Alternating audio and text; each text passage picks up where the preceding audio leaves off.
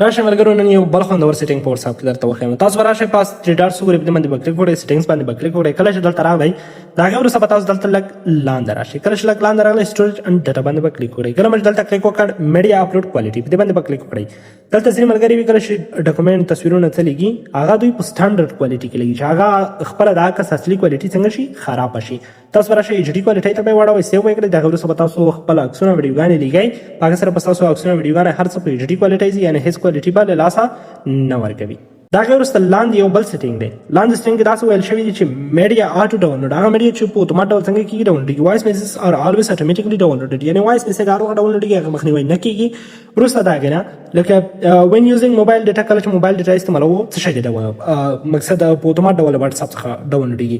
عکسونه، آډیو، ویډیو، ډاکومنټ. کله چې چیک ورغی په دې معنی چې دغه به ټول ډاونلوډېږي. کله چې چیک ترې لرې شو په دې معنی چې دا یو به هم نه ډاونلوډېږي. لاندې وائی فای ده، وین کنیکټډ آن وائی فای، کله چې وائی فای سره کنیکټ وي څه باید ډاونلوډ شي.